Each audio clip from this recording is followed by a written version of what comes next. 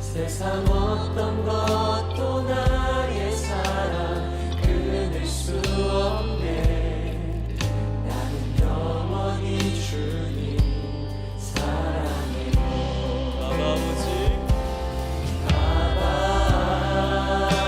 아버지 나를 사랑하시니 나의 모든 것 주께 드려요.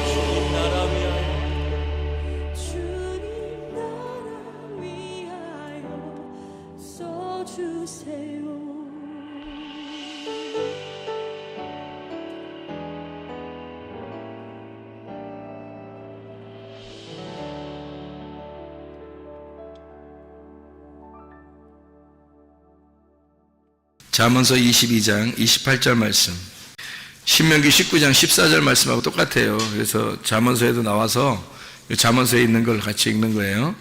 잠언서 22장 28절, 내 선조가 세운 옛 지계석을 옮기지 말지니라. 같은 말씀이 신명기 19장 14절에 나와 있는 말씀입니다. 잠언서에 있으니까 그대로 그냥 잠언서를 가지고 잠언서 23장 10절 말씀도 한번 봐요. 옆에 있으니까 잠언서 23장 10절 말씀, 옛 지계석을 옮기지 말며 고아들의 밭을 침범하지 말지어다, 이렇게 되어 있습니다. 근데 고아들이란 말을 하고 그 다음에 지계석을 옮기지 말라는 그런 말을 하는 거 보니까 고아하고 또 연결되는 그런 말 같아요. 그죠?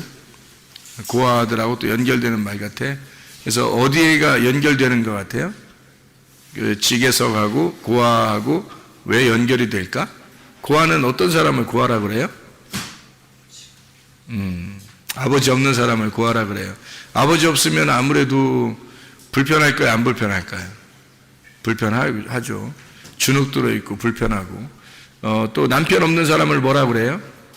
과부라 그래요. 그러니까 고아하고 이렇게 짝을 이루어서 자꾸 나오는 단어들이 뭐뭐예요. 성경에서는 과부하고 나그네. 그래서 세 개가 3종 세트예요. 그러니까 고아, 과부, 나그네. 여기 세 개가 3종 세트로 이렇게 많이 나와요. 성경에서는. 나그네는 집 없는 사람을 말하는 거고, 그리고 고아는 아버지 없는 사람을 말하고, 과부는 남편 없는 사람을 말해서 하나님은 이런 사람들을 이제 만나시려고 하는 거죠. 하나님은 이런 사람들에게 집 없으면 집 준다고 그러고, 고아 아버지 없으면 아버지 준다고 그러고, 아버지가 하나님 되신다 그러고, 그리고 이제 남편 없는 사람에게는 내가 너의 신랑이 되겠다, 이제 그런 이야기를 하게 되죠. 그래서 주님은 이렇게 3종 세트를 충분하게 채워주시는 분이, 이제 주님이 다 채워주시는 게 뭐냐면 나그네한테 내가 집이 되겠다 그러는 거예요. 내가 하나님의 집이 되겠다, 너는 하나님의 집으로 와라, 하나님의 집으로 초청하는 거죠. 나그네를. 고아는 아버지, 내가 아버지 되겠다 그런 얘기고, 또 과부한테는 내가 신랑 되겠다, 이제 그런 얘기를 하는 거죠. 그러니까 어떤 면에서는 그 예수님이 신랑 되고 아버지 되고 집이 되겠다 하는 그런 말들을 이렇게 들어보면 예수님은 주로 어떤 사람에게 이런 뭐 준다는 거예요? 뭐 누구에게 이런 긍휼을 베풀고 사랑하고 자비를 베풀고 이러죠? 예, 없는 사람. 그러니까 뭐가 없는 사람, 뭐가 결핍되고 없는 사람이에요. 그러니까 아버지가 없거나 남편이 없거나 집이 없거나 뭐 이런 사람들에게, 그러니까 이 세상에서는 어떤 사람이에요? 짓눌려 있는 사람이죠. 아무래도 이 세상에서 그러니까 세상적인 얘기가 아니에요. 뭐 어떤 사람은 어떤 뭐 남편 없으신 분이 있는데 뭐 엄청 승질도 뭐 고약하고 뭐 이런 사람이 있던데, 뭐 아니면 야 어떤 고아는 뭐 그냥 지 마음대로 살던데, 뭐 어떤 나그네 그냥 그 사람은 그냥 자기가 최고인 줄 알고 그냥 막 아무 데나 가서 막 함부로 행패해버리고 막 이런 사람도 있던데, 이제 그렇게 우리가 봐서는 안 되고요. 그런 사람들은 이제 잘못된 거죠. 그런 말이 아니고 성경에서는 근본적으로 나그네, 고아, 과부 이 3종 세트는 불쌍한 사람을 얘기하는 거예요. 그러니까 비천하고 불쌍하고 없는 사람, 뭔가 이렇게 없는 사람, 이런 사람들에게 하나님은 자기가 그걸 채워주겠다, 내가 만나주겠다, 이제 그런 이야기를 하시는 거죠. 주님께서 말씀하시는 얘기들입니다. 그래서 땅 없는 나그네에게 땅을 주겠다, 또 남편 없는 자에게 내가 남편 되겠다, 아버지 없는 자에게 내가 아버지가 되겠다 하는 그런 말씀들이 이제 성경에서는 이게 처음부터 끝에까지가 사실은 그런 내용이에요. 그래서 이 3종 세트를 주로 이제 많이 주님께서도 사용하시고, 또 구약에서도 이런 사람들만큼은 너희들이 함부로 대하지 마라, 이제 이런 이야기들을 이제 하는 거죠. 그게 성경에 나와 있는 그 핵심적인 얘기이기 때문에 그래요. 그 복음이기 때문에. 그 복음은 정말로 없고 비천하고 가난하고 억눌린 사람들에게 오는 것이 복음이기 때문에 그 복음을 잘 설명을 해야 되니까, 그래서 이런 사람들을 함부로 대하지 말라고 원래부터 하나님께서 이렇게 말씀을 많이 하신단 말이에요. 성경에 이제 어떤 사람이 땅을 기업으로 받아요? 네, 마태복음 5장의 5절의 말씀에 보면 어떤 사람이 땅을 기업으로 받아요? 온유한 사람이 땅을 기업으로 받아요. 그럼 온유한 사람은, 어떤 사람은 온유하다 그래요? 뭘 온유하다 그러는 거예요? 온유하다 그러면 우리 말로 말하면 조용하고, 그죠? 조용하고 착하고 이런 사람들은 땅을 많이 차지하게 될 것이다. 그럼 이제 땅이라고 하는 게 이제 부동산을 이야기하는, 그렇게 생각하면 이제 착하고 선량하고 조용한 사람들은 이제 부동산을 많이 차지하게 될 것이다, 이런 생각들을 많이 하거든요. 근데 아니란 말이에요. 그런 성경에서 그런 얘기를 솔직히 하겠어요? 그렇게 근데 조용하고 착하고 이런 사람들은 사기도 많이 당하고 뭐 땅이 있긴 뭐 땅이 뭐였어요. 한 점 부끄럼 없이 살죠. 한 점 부끄럼 없이, 땅 한 점 없이 사는 사람들이 상당히 많지. 그 온유한 사람들은 막 이렇게 뭔가 막 고집도 세고, 다른 사람들을 막 이렇게 억지로라도 해서라도 자기 걸로 챙기려고 하는 자기 욕심을 많이 가진 사람들이 아무래도 땅도 많고 이 세상에서 그래도 많이 차지하게 되죠. 그러니까 성경에서 말하는 것들은 뭔가 좀 다른 얘기들이죠. 온유한 사람이 땅을 얻는다는 말은, 온유한 사람을 성경에서는 뭐라 그래요? 온유한 사람을 성경에서는, 온유한 사람이 어떻게 되는데, 어떤 사람이 온유한 사람이라는 거예요? 복받은 사람이 온유한 사람이라는 거예요. 그러니까 복받은 사람이 온유한 사람이라는 거고, 온유한 사람은 복받았다 그러는 거예요. 심령이 가난한 사람은 복받았다 그러죠. 복받은 사람은 심령이 가난해진다는 거 아니야. 그럼 애통하는 사람은, 애통하는 사람이 복받았다고 복받은 사람이 애통한대요. 그러면 우리가 지금 생각하는 거하고 전혀 틀린 얘기죠. 그렇죠?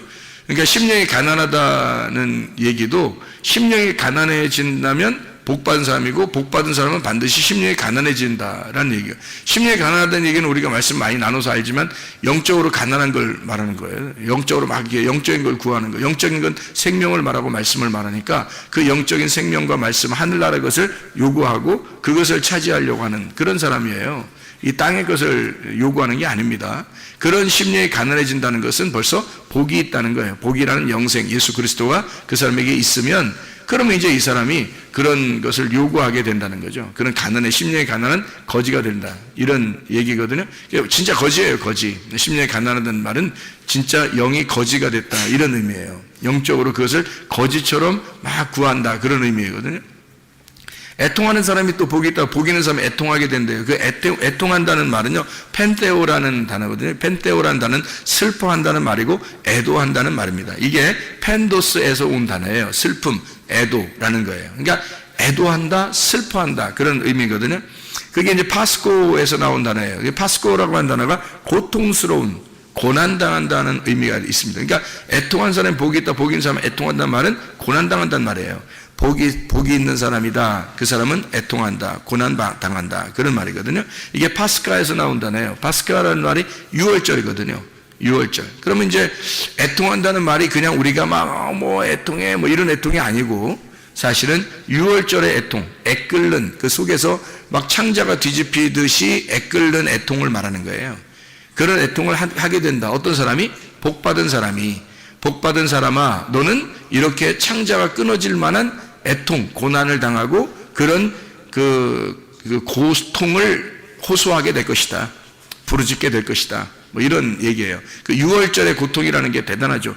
6월절이라고 하는 거는 여러분이 알듯이 6월절이라는 날에 이렇게 피를 이렇게 발라가지고 어린 양의 피를 이렇게 바른 집은 살았죠.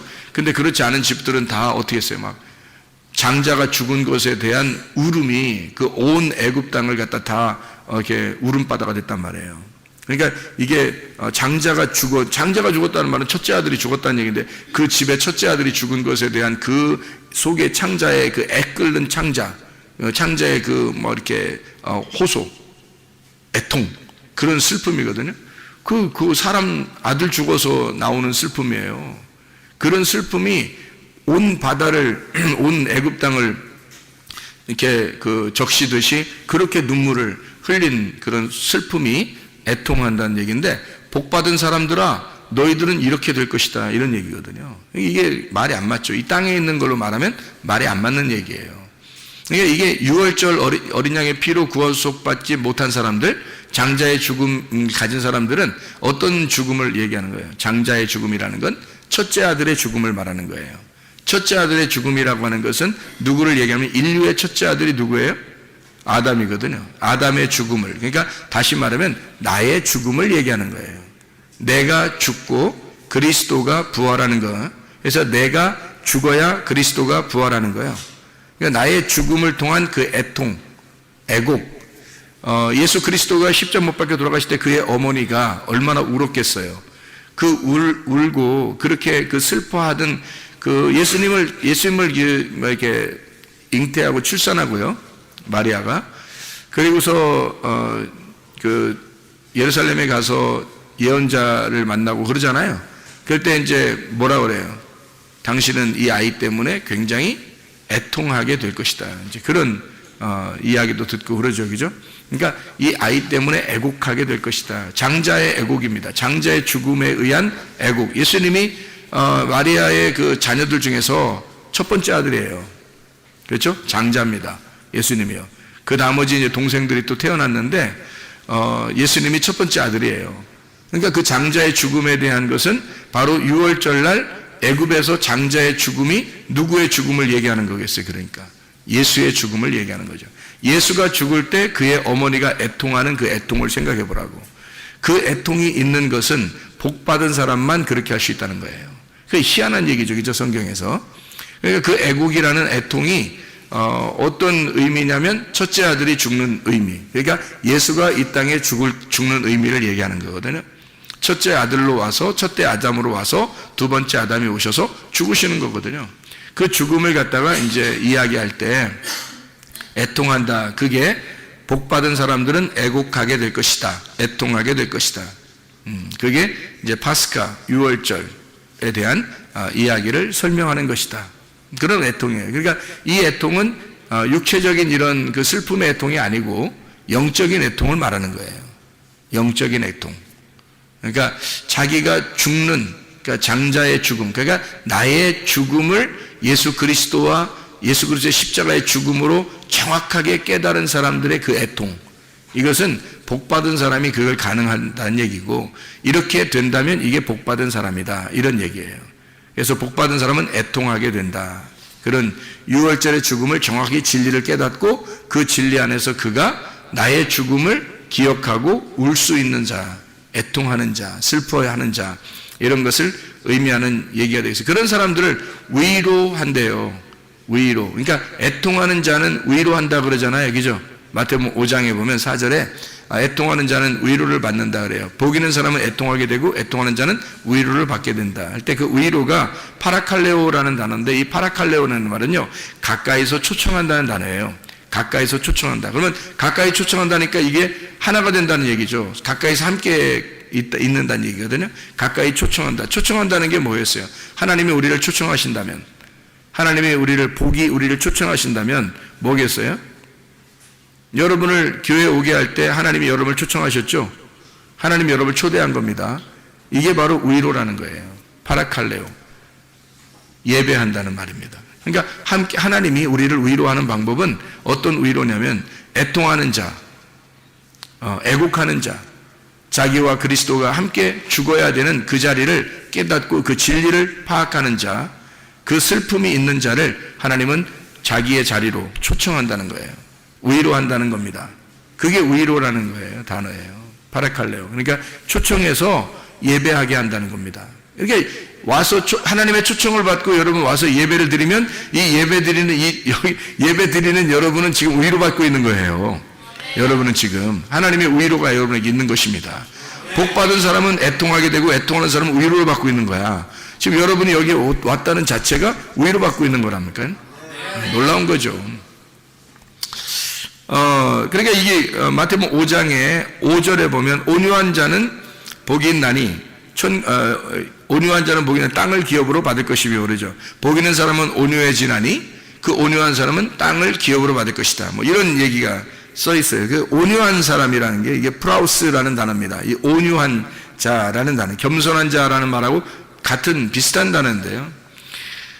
이 온유하다는, 이 온유한 자라는 프라우스라는 단어는 프로시케에서 나온 단어인데, 이게 기도, 예배라고 하는 단어예요. 이게 프로시크마이에서 온 단어인데, 기도하다, 간청한다는 말입니다. 그러면 이제 어떻게 간청하는 걸 얘기하는 거냐면, 이게 거지가 돼서 간청하는 걸 말하는 거예요. 심령이 가난한 자가 거지가 돼서 그 영적인 것을 구하는데 간구하는 거 있잖아요. 예. 그런 간구를 말하는 거예요. 그게 온유라는 겁니다. 온유. 그러니까 우리가 말하는 온화하다, 조용하다, 분위기 있다, 사람이 착하게 보인다, 이런 의미가 아니고요. 정말 간절하게 거지가 돼서 구하는 그런 자를 온유하다 그래요. 그러니까 성경에서 말하는 온유는 복받은 사람만 가능한 거고, 이렇게 온유하면 복을 받는다는 얘기예요. 그래서 땅을 기업으로 받는다 그렇게 말하는 거거든요. 땅을 준다는 얘기입니다. 그러면 땅을 준다, 왜 땅을 준다고 그럴까 그럼? 왜 땅을 준다 그래? 온유한 사람에게? 그럼 온유한 사람하고 땅하고 무슨 연관이 있다는 얘기 아니에요, 그죠? 온유한 사람하고 땅하고 무슨 연관이 있는 거예요. 그러면은 땅을 준다고 그랬으니까 온유한 사람은 어떤 사람을 온유한 사람이라 그러는 거예요. 그러니까 거지니까, 가난하니까, 거지니까, 뭐가 없으니까 땅을 준다는 거야. 땅이 없으니까 땅 준다는 거야. 땅 없는 자, 집 없는 자, 땅 없는 자, 그걸 온유한 사람이라고 그러는 거예요. 그럼 이 땅에 땅을 얘기하는 걸까요? 아니면은 뭐 영적인 땅을 얘기할까요? 영적인 땅이 없어서 막 우는 자예요. 영적인 땅이 없어서 막 울고 그 영적인 땅을 달라고, 하늘의 땅을 달라고 막 애걸 하는 사람 있잖아요. 하나님, 하늘의 땅을 주십시오. 이 땅이 아니에요. 온유한 사람 땅 준다니까 이 땅 얘기하는 거 아닙니다. 그 부동산 얘기하는 거 아니에요. 하늘에 있는 땅이에요. 그 하늘의 땅을 막 구하는 자예요. 그 복받은 사람이라는 거지, 사람이. 그 사람은 진짜 복받은 사람은 그렇게 한대요, 또. 복받은 사람은 그렇게 땅이 없어서 막 기도하는 자예요. 간구하는 자. 그 땅을 달라고. 예. 그렇게 간구하는 자에게는 땅을 주신다는 거야. 그 땅을. 땅이 누구야, 그러면? 예수 그리스도죠. 그 땅을 주신다는 거야. 그래서 그 주신 하나님이 주신 그 땅, 그 하나님이 주신 그 땅의 경계표를 옮기지 말라는 거예요. 그걸 네 마음대로 옮기지 마라. 왜? 하나님이 주셨으니까.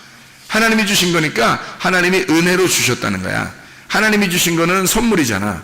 그러니까 네가 네 마음대로 옮기면 그게 율법이 되는 거죠. 그래서 네 마음대로 옮기지 말고 하나님이 주신 은혜대로 살아라, 그런 말이에요. 이게. 그래서 그 지계석을 옮기지 마라, 그렇게 이야기한 거거든요. 자, 우리가 성경 여기서 이제 몇 가지만 한번 찾아보고 마치도록 할게요. 민수기 12장 3절의 말씀에 보면 모세가 어떤 사람이라고 나와요? 온유한 사람이라고 나와요. 모세가 온유한 사람. 모세는 승질 한 번도 안 낸 사람이에요? 아니죠?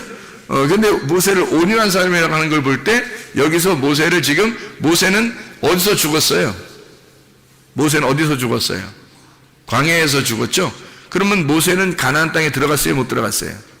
못 들어갔어요. 그러니까 가나안 땅에 들어가고 싶어서 그 땅을 자기가 차지하고 싶어서 굉장히 간구하던 사람이겠죠. 가나안 땅에 있는 땅을 내가 들어가면 좋겠는데요 하면서 계속 그랬잖아요, 모세가. 그죠? 그때 하나님 못 들어가겠죠. 모세는 율법을 상징하기 때문에 광야에서 죽어야 되거든. 근데 이 사람은 광야에서 계속 있었지만, 광야에 있었는데 광야가 자기 땅이 아니죠, 모세가. 그죠? 광야가 자기 땅이 아니니까 늘 어딜 가고 싶었어요? 요단강 건너서 가나안 땅 들어가고 싶었단 말이에요. 그러니까 이 모세가 얼마나 애통하고 이렇게 고민하고 기도하고, 하나님 나 저 땅 좀 가고 싶어요, 얼마나 그랬겠냐고요. 자기는 집이 없는 거예요, 광야에서. 그죠? 광야는 나그네가 있는 곳이잖아요. 나그네, 자기 집이 없는 거야. 가나안 땅 들어가야 자기 집이 있거든. 그러니까 자기 집이 없으니까 굉장히 고민하고 있었던 그런 사람이에요. 그런 사람이니까, 이 사람은 가나안 땅에 들어갈 사람이 아니니까 하나님이 그걸 막을 거니까 이 사람은 어떻게? 고통받는 사람이지. 비천한 자가 되는 거죠. 하나님이 짓눌러버린 자죠. 그래서 이 사람을 온유하다 그러는 거예요. 뭐 착해서 조용하게 말해서 분위기가 있어서 온유하다 이렇게 말하는 거 아니에요. 아마 사람들은 다 그런 걸로 온유 이렇게 생각할 거예요.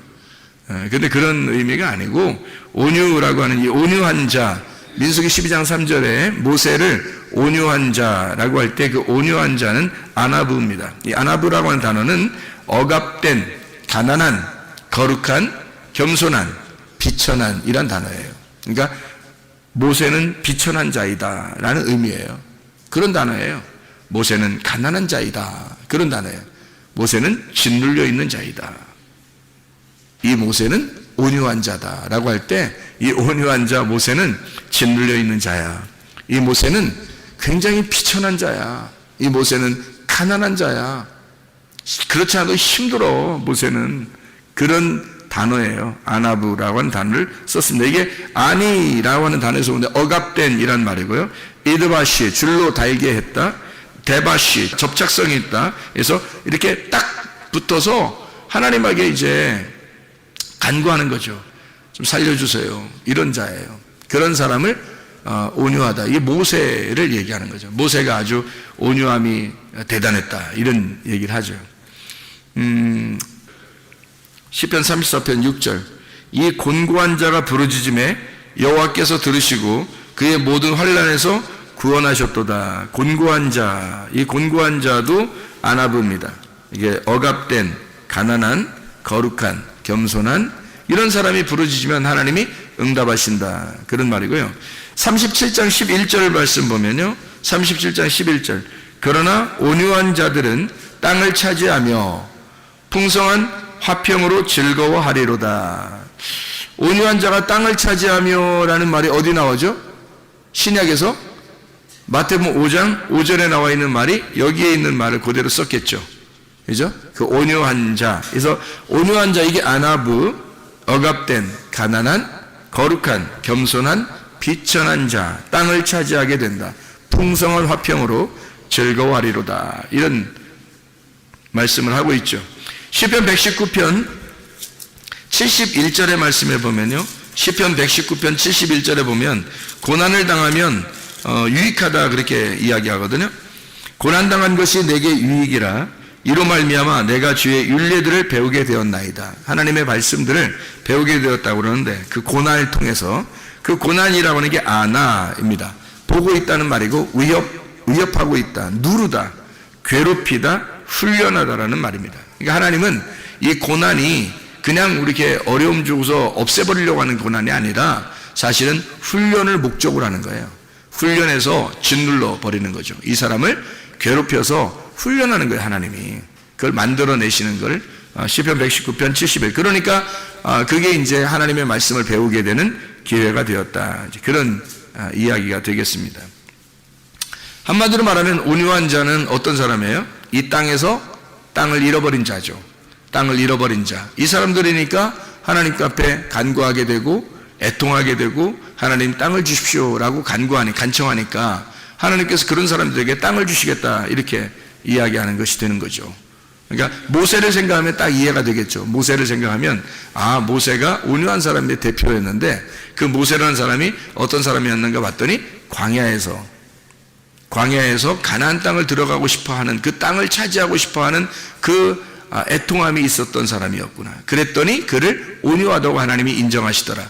그래서 그 사람에게 주신 땅이 어디겠어요? 하늘나라 땅이죠.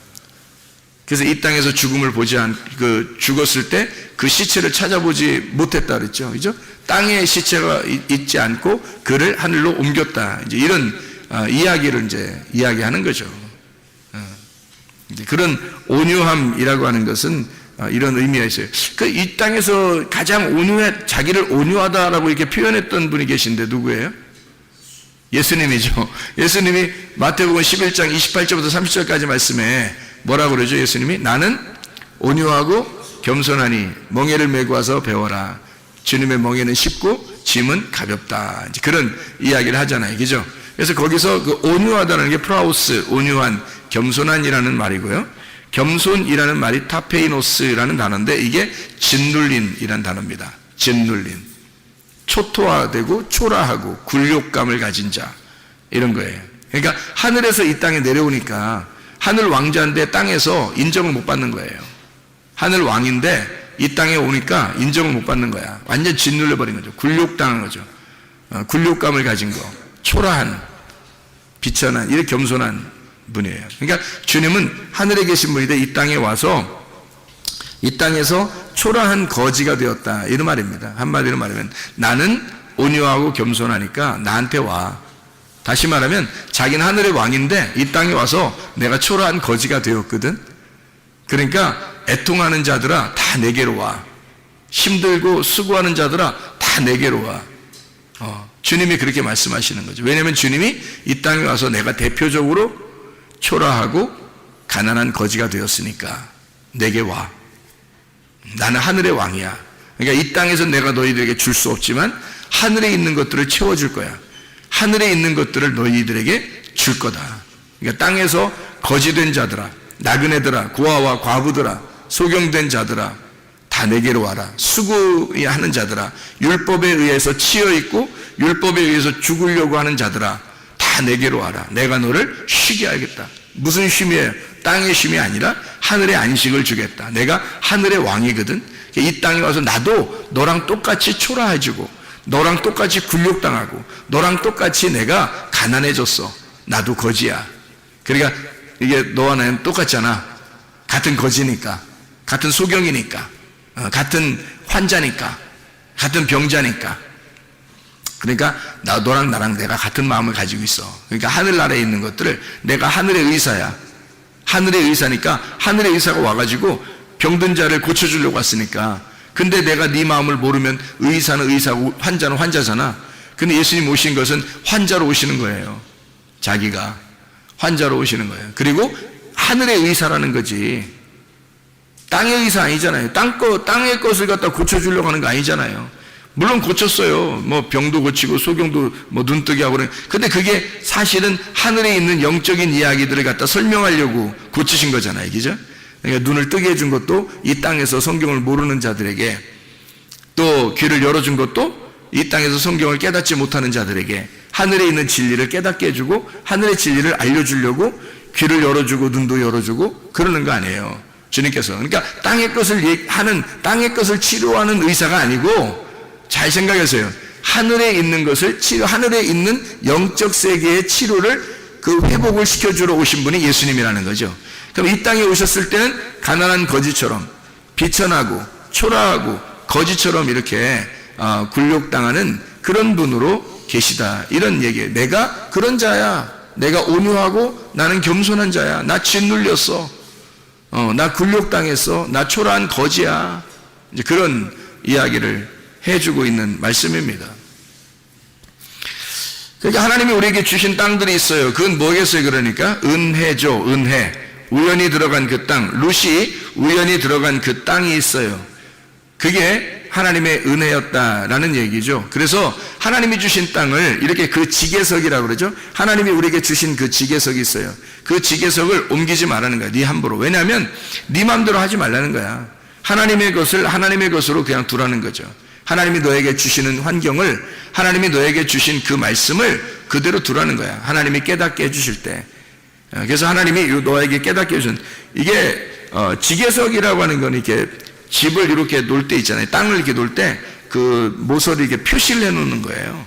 표시. 그러니까 표식입니다. 이렇게. 그러면 이제 요 안에 있는 건 내 땅이 되는 거고 저 밖에 있는 남의 땅이 되는 거거든요. 그러면 그 지계석을 이렇게 밖으로 이렇게 옮기면요. 그럼 내 땅이 더 넓어지는 거죠.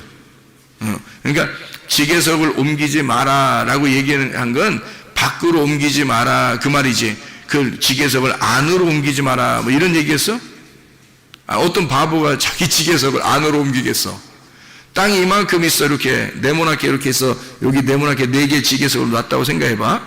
여기 표시를 놨어. 돌 같은 거로 나무 같은 거로 이렇게 4개를 놨는데 지계석을 옮기지 말아야 된다 그랬는데 옮긴다고 해서 이걸 갖다 안쪽으로 이렇게 갖다 이렇게 집어넣어놨어. 그럼 땅이 더 좁아지지. 자기 땅이. 또 더 옮기고 싶어서 더 옮겼어. 그러면 또 땅이 더 좁아지지. 이거를 밖으로 옮겨야지. 옮긴다면. 밖으로 옮기려면 이 사람이 밖으로 이렇게 1cm씩 11을 옮기면 10cm가 옮겨지는 거예요. 양쪽으로 10cm씩 옮기면 20cm가 옮겨진 거예요. 하루에 1cm씩만 옮겨도.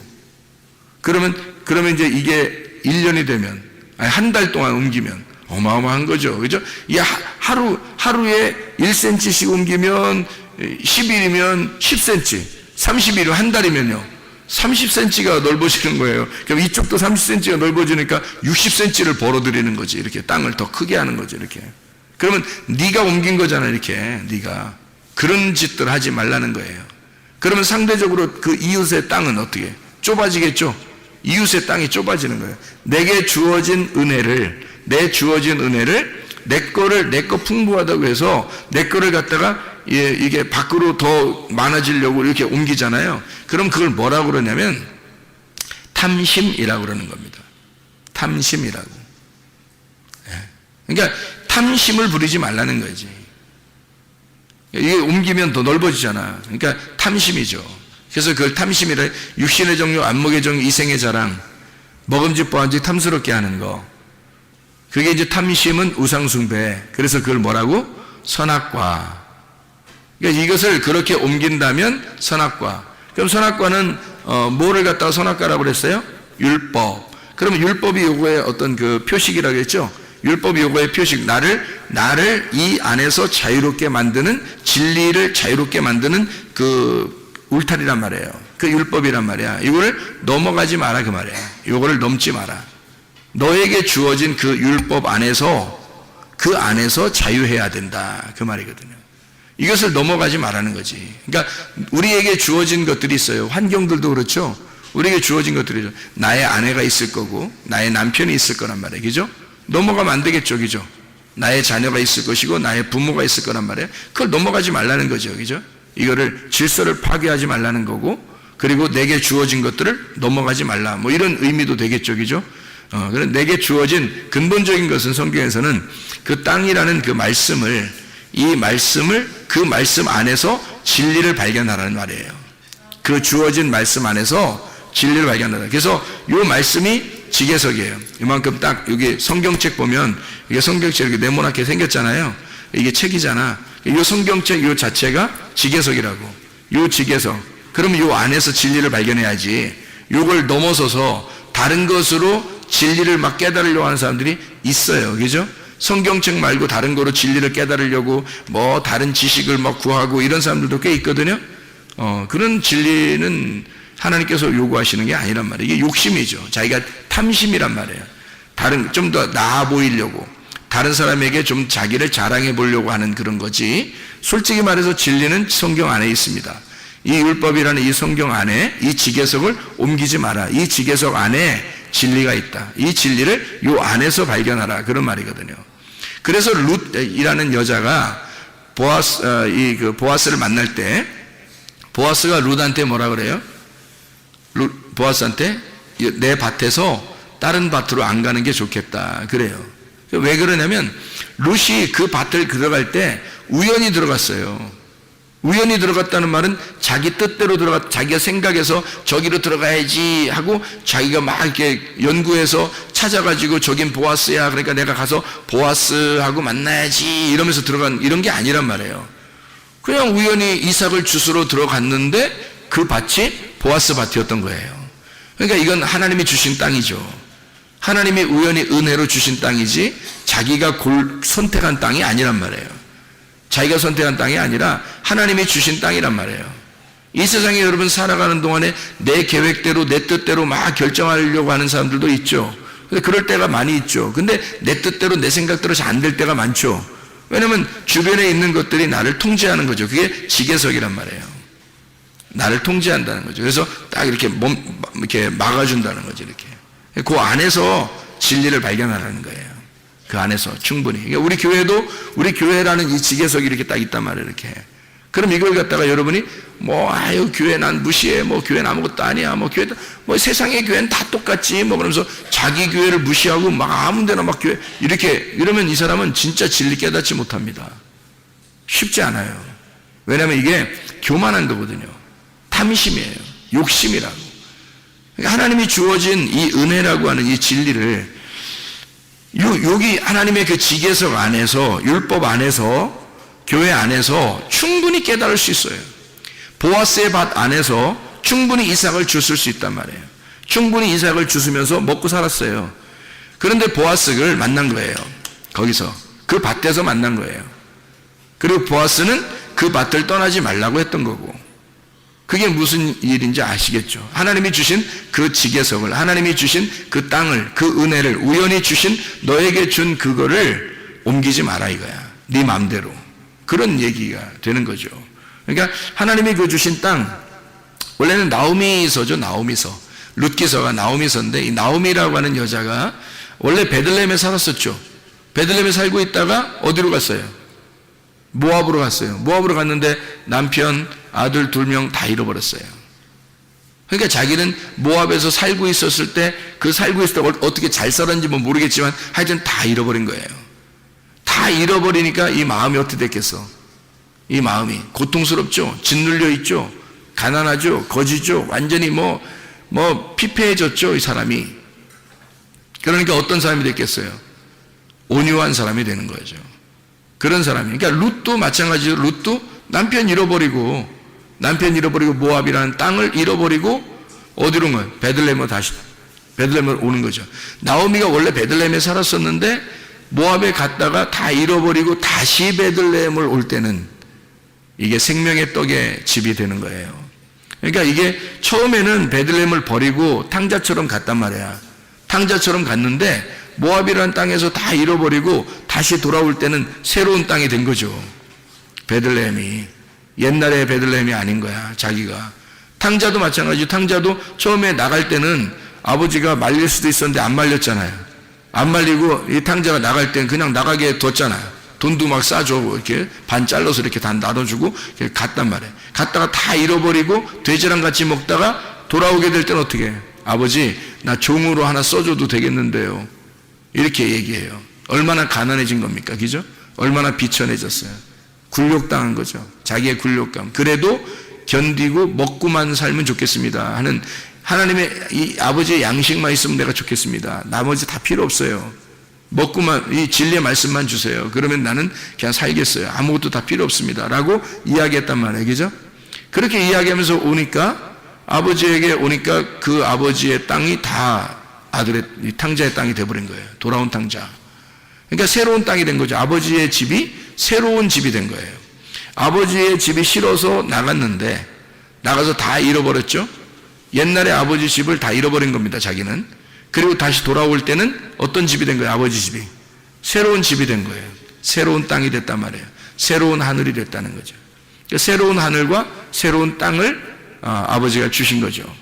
그러니까 여기에 와서는 이제 뭐 얼마나 그 율법이라는 그 지계석 안에서 진리를 발견하고 얼마나 행복하고 자유하겠냐 이거예요. 그가. 그런 똑같은 거죠. 룻이라고 하는 여자도 다 잃어버리고 베들레헴에 돌아오니까 돌아와서 보아스를 만나니까 떠나고 싶겠냐고 이제. 신랑을 만난 거예요. 신랑도 없죠. 땅도 없죠. 집도 없죠. 아무것도 없는 이 여자에게 주님께서 새로운 땅을, 새로운 아들을 주시는 거예요. 새로운 남편을 주시고요. 그래서 보아스를 만나서 아들을 낳게 되죠. 그리고 그 땅에서 살게 되죠. 새로운 땅입니다. 새로운 남편, 새로운 아들을 낳게 되죠. 놀랍잖아요. 그죠? 나오미도 똑같죠. 나오미도 옛날 거 다 잃어버렸더니 와서 새로운 땅을 얻었고 새로운 아들을 얻게 되었고 며느리를 통해서 룻이라는 며느리를 통해서 새로운 아들을 얻게 되었죠. 그리고 새로운 땅도 얻게 되었죠. 이렇게 하나님의 그 말씀은 우리에게 이 나오미를 통해서 이 땅과 아들을 새로운 땅과 새로운 아들을 주시겠다고 하는 그 약속을 우리에게 주시는, 어떤 사람이 됐다는 얘기예요. 어떤 사람에게만 이렇게 준다는 얘기? 온유한 사람에게만 이런 땅을 주신다는 얘기. 땅과 아들을 주시는데 온유한 사람에게만 주신다는 얘기. 그럼 어떤 온유한 사람? 완전히 땅을 잃어버린 자, 자기의 땅을 다 잃어버린 자에게 하나님의 땅을 주시겠다고 하는 약속. 이해가 되겠죠? 무슨 말인가? 이런 말씀입니다. 이 성경이라고 하는 게요. 욥이라고 하는 사람도 있어요. 성경에 욥이라고 하는 사람이 욥기서를 이렇게 가만히 보면 다 쓰고 나서 욥기서의 마지막에 42장에 욥기 42장에 2배 축복을 하죠. 2배 축복이라는 2배도 되지만 두 번째도 되거든요. 2배도 되지만 두 번째 축복을 주는 거예요. 그러면 첫 번째 축복은 뭐였던 거예요? 욥이 가지고 있었던 옛날 땅, 그죠? 옛날 부유했던 거, 옛날 재물, 옛날 뭐 자식들, 옛날 아들과 딸들, 그죠? 있었죠. 근데 두 번째로 줄 때는 어떻게 해요? 하나님이 두 번째 줄 때는 새 아들과 새 딸들, 그죠? 새 땅을 주시고 새 땅과 새 하늘, 새 하늘과 새 땅을 주시는 두 번째 축복을, 땅이 아니라 하늘에서 주시는 그 축복을 욥기서 42장에 우리에게 소개해주고 있는 거죠. 이런 땅과 아들을 하나님이 이렇게 주시는 축복, 2배의 축복, 거듭해서 축복한다. 2배, 거듭해서 축복해주는 두 번째 축복. 이게 새 하늘과 새 땅을 주시는 축복이란 얘기예요. 그 새하늘과 새 땅이 요한계시록 21장 1절하고 4절 이렇게 나오죠. 그죠? 요한계시록 21장 1절 4절 말씀. 이사야 65장 17절에도 새하늘과 새 땅이 나오고요. 이사야 66장 22절에도 새하늘과 새 땅이 나옵니다. 하나님은 우리에게 하나님이 우리에게 우연히 주신 그 은혜, 하나님의 그 지계석, 그 땅, 하나님이 정하신 그 땅을 우리에게 주고 싶어 하신다. 라합이라는 여자는 또 어때요? 라합이라는 여자는 여리고성 무너질 때 라합이라는 그 사람이 살아났죠. 그 식구들도 살아났잖아요. 그럼 라합이라는 여자는 뭐 거기서 굉장히 뭐 대단히 인정받는 여자였을까요? 아니겠죠. 그 여자는 이렇게 성에 가면 이렇게 밑에 사는 게 아니라 막 이렇게 다락방에 살고 이렇게 위에 살고 이런 사람들은 이렇게 잘 사는 사람은 아니겠죠. 그러니까 이렇게 얻어서 사는 그런 사람이에요. 자기 땅도 아니고. 그게 이 여리고성이 다 무너질 때 이 사람은 새로운 여리고를 이제 주시는 거죠. 향기로운 그 여리고를 새로운 것을 주는 거예요. 이 이스라엘 백성들이 점령에 들어가서 하나님이 새로 이 사람을 살려서 이스라엘 백성과 똑같이 그 땅을 나누도록 그렇게 만들어 주셔서 라합이라고 하는 이 여자는 유대인을 만나서 유다의 자손을 만나가지고 대단히 축복받은 여자가 되었죠. 그래서 라합이라는 여자를 통해서 나중에 예수님이 나중에 출산하게 되는 그런 그 예수님의 그 족보에 기록되는 놀라운 여자가 되었습니다. 그러니까 이것도 역시 그 옛 땅을 잃어버린 여자에게 새로운 땅을 주시겠다고는 하나님의 놀라운 새로운 땅과 새로운 아들을 주시는 하나님의 놀라운 역사, 이것을 우리가 보게 되는 거죠. 신명기 19장 우리 14절 말씀을 우리가 새벽 예배 때 같이 보았는데, 신명기 19장 14절의 말씀, 19장 14절 말씀 보면 내 하나님 여호와께서 내게 주어 차지하게 하시는 땅 곧 내 소유가 된 기업의 땅에서 라고 되어 있으니까 누가 준 땅이라고요? 예, 주님께서 주신 땅, 주님이 주신 땅이라는 거예요. 아까 다 설명했죠? 그러니까 주님이 주신 우연한 기회에 하나님의 은혜, 우리가 그 계획한 땅이 아닌데 하나님이 주어주신 그런 땅이에요. 여러분이 우리 교회 나온 것도 여러분이 뭐 계획해서 처음부터 막 이렇게 한 게 아니라 하나님의 우여곡절 속에 이곳에 와서 예배 드릴 수 있도록 이렇게 만들어 주시는 것도 이것도 하나님이 계획하신 거죠. 이게 우연한 기회에 하나님의 은혜가 여러분에게 작용한 것입니다. 하나님이 주신 땅이란 말이에요.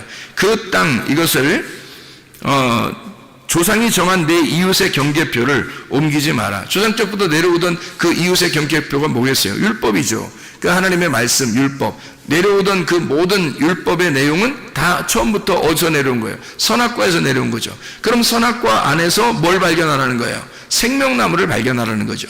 그 안에서 생명나무를 발견하는 거지 이것을 벗어나라는 얘기 아니에요. 아담과 하와가 선악과를 어떻게 했어요? 먹었죠. 먹어버리니까 이걸 벗어난 거란 말이에요.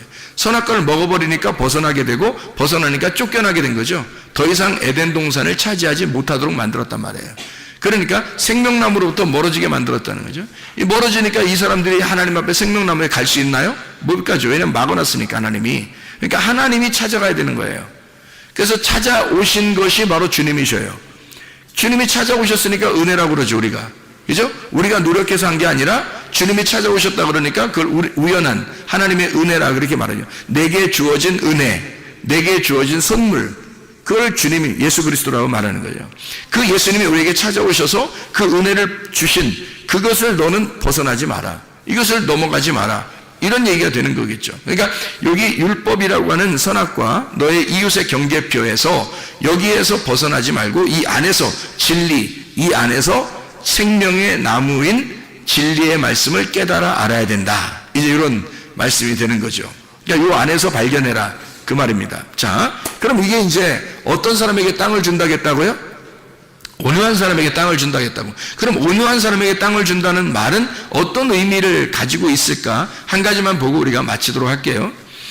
창세기 23장 13절부터 창세기 23장 13절부터 20절까지 말씀인데요. 창세기 23장 13절부터 20절까지 말씀. 자, 여기에서 아브라함이라는 사람이 나오는데 이 아브라함이 그 땅의 백성이 듣는 데서 에브론에게 말하 이르되 당신이 합당히 여기면 청하건대 내 말을 들으시오. 내가 그 밭값을 당신에게 주리니 당신은 내게서 받으시오. 내가 나의 죽은 자를 거기 장사하겠노라. 에브론이 아브라함에게 대답하여 이르되 내 주여 내 말을 들으소서. 땅값은 은 400세겔이지만 그것이 나와 당신 사이에 무슨 문제가 됩니까? 당신의 죽은 자를 장사하소서. 아브라함이 에브론의 말을 따라 에브론이 해쪽 속에 듣는 데서 말한 대로 상인이 통용하는 은 400세겔을 달아 에브론에게 주었더니 마므레 앞 막벨라에 있는 에브론의 밭 곧 그 밭과 거기에 속한 굴과 그 밭과 그 주위에 둘린 모든 나무가 성문에 들어온 모든 헷 족속에 보는 데서 아브라함의 소유로 확정된지라. 그 후에 아브라함이 그 안에 사라를 가나안 땅 마므레 앞 막벨라 밭 굴에 장사하였더라. 마므레는 곧 헤브론이라. 이와 같이 그 밭과 거기에 속한 굴이 헷 족속으로부터 아브라함이 매장할 소유지로 확정되었더라. 이렇게 되어 있거든요. 그럼 이게 이제 창세기 23장 13절에서 20절까지 말씀에 왜 아브라함은 에브론에게서 이렇게 땅을 샀을까요? 왜 땅을 샀을까요? 땅값을 후하게 쳐준 거예요. 땅값을 후하게 쳐서 그걸 땅을 산 거거든요. 값을 치르고 우리를 산 거죠. 주님이 우리가 땅을 차지하게 하려고 주님이 우리를 위해서 대신 값을 치러준 거죠. 그렇죠? 그러면 이 후한 값을 치르고 우리를 땅을 차지하도록 만들어. 그러면 그 땅이 어떤 땅이라고 여기서는 말해요? 이 아브라함이 어떤 사람이기 때문에 여기 땅을 산 거예요. 땅이 없어서. 그죠? 그러면 땅이 없다는 것은 여기서 지금 아브라함이 어떤 사람이었다는 거예요? 나그네였다는 거예요. 나그네였다. 나는 나그네다. 집이 없다. 집이 없으니까 나는 뭐 천막 하나 치면 내가 집이고 그냥 뭐 천막 걷어서 저쪽으로 옮기면 저기가 내가 그냥 잠자는 곳이고 뭐 이렇게 생각했는데 아니 아예 그냥 그 죽은 부인을 위해서 거기다가 집어넣어야 되니까 그 땅 안에 집어넣어야 되거든요. 그러니까 이게 천막 안에다 집어넣고 다닐 수는 없잖아요. 그러니까 땅 안에다 이렇게 집어넣어야 되는데 내 땅이 없는 거야. 그렇죠? 그러니까 온유한 자가 땅을 기업으로 받는다 그랬으니까 잘 생각해봐요. 온유한 자가 땅을 기업으로 받는 거니까 그러면 온유한 자는 뭐라고요? 어떤 사람이라고? 어떤 사람이요? 비천하고 초라하고 거지된 굴욕감 있는 자인데 그게 어떤 사람이니까 땅을 기업으로 주는 거라고? 땅이 없으니까 땅을 기업으로 준다고. 그러니까 온유한 자는 근본적으로 뭘 얘기하는 거라고? 어떤 사람을 얘기하는 거라고? 땅이 없는 사람을 얘기하는 거라고. 그러니까 아브라함도 지금 어떤 사람이야? 땅이 없는 사람이라니까. 땅이 없는 사람이니까 땅을 차게 된 거예요. 무슨 말인지 알겠어요? 땅이 없는 사람이니까 땅을 샀어요. 아브라함이 어디에 자기의 땅이 있다고 하는 데가 있었어요? 자기가 어디 어디 사러 돌아다니고 부동산 좀 알아보러 돌아다니고 이런 적이 있었나요? 아브라함이? 없었어요. 이 땅에서 유일하게 땅 하나를 샀어요. 이 땅에서 유일하게 땅 하나를 샀는데 그게 하필 뭘 산 거예요? 무덤을 산 거예요. 무덤을. 그러니까 참 희한하적이죠. 아브라함이 땅을 하나 샀는데 다른 땅을 산 게 아니라 좋은 땅 뭐 이런 게 아니라 무덤을 하나 산 거예요. 그러니까 굴이 있는 그러니까 굴에다가 이제 던져놓는 거죠. 시체를. 그래서 굴에다 던져놓는 그 무덤이니까 무덤이 있는 밭인데, 그 무덤을 갖다 산 거예요. 그러니까 아브라함은 다른 거 산 게 아니라 무덤을 산 거라는 거죠. 그러면 잘 생각해 보시라고요. 유일한 터전이, 그가 산 유일한 그 자기 부동산, 집이 이 땅에서 무덤이었던 거죠. 그래 자기는 지금 이 땅에서 어떻게 한다는 거예요? 나그네 인생에서 자기 이 땅에 무덤에 들어간다. 그죠? 자기 아내도 그 무덤에 들어가게 하고 자기도 그 무덤에 들어가게 될 것이다. 그러니까 유일하게 이 사람이 본토 친척 아비집을 떠나서 다 잃어버렸죠. 아버지도 죽고, 그죠? 다 잃어버리고 왔잖아요. 가나안 땅에. 그러니까 나그네로서 왔죠. 아버지도 없죠. 집도 없죠. 아무것도 없는 사람이에요. 그런 사람을 성경에서는 어떤 사람이라고 그래요? 복 있는 사람은 뭐해 지나니? 온유해 지나니. 이 사람에게는 땅을 기업으로 받는다. 근데 그 땅을 어떤 땅을 주었다? 예, 헤브론에 있는 막벨라 굴에 있는 무덤을 주었다. 이 말이잖아요. 그죠? 그러니까 하나님이 주시긴 주셨는데 무덤을 주었다. 그것도 비싼 값을 주고 예수님이 우리의 값을 치러주시고 우리 교회를 구입해서 주님께서 예수님이 값을 치르고 자기의 목숨이라는 값을 치르고 자기의 생명을 내주고 우리 교회를 샀다 이거죠. 그러면 그 무덤이 어떤 곳이에요? 무덤이라고 하는 것은 어떤 곳이에요? 죽은 사람이 들어가는 곳이죠. 죽은 사람이 들어가서 문을 닫으면 저쪽 무덤 밖에는 어떻게 되는 거예요? 여기서 무덤으로 들어가는 건 죽은 사람이 들어가는 거고, 무덤 저쪽 편에는 부활해서 가는 편이죠. 그죠? 그러니까 이쪽에서는 무덤 죽어서 들어가는 곳이고, 무덤 끝에는 부활해서 나가는 곳이란 말이에요. 그걸 무덤이라 그러는 거예요. 성경의 무덤은 죽음과 부활의 장소예요. 그래서 예수님 시체를 무덤에 집어넣고는 문을 닫았죠. 그랬더니 문을 닫았더니 그분이 하나님께서 이 예수를 살리면서 문을 어떻게 해요? 문을 열어버렸죠. 그러니까 무덤에 들어갈 때 죽은 시체로 들어가고 문을 열면서 부활해서 나오는 거란 말이에요. 그러니까 무덤이라고 하는 것은 두 가지를 동시에 가르쳐 준다는 거죠. 어떤 걸 가르쳐 주는 거예요? 죽음과 부활을 갖다가 같이 알려주는 곳이 무덤이라는 겁니다.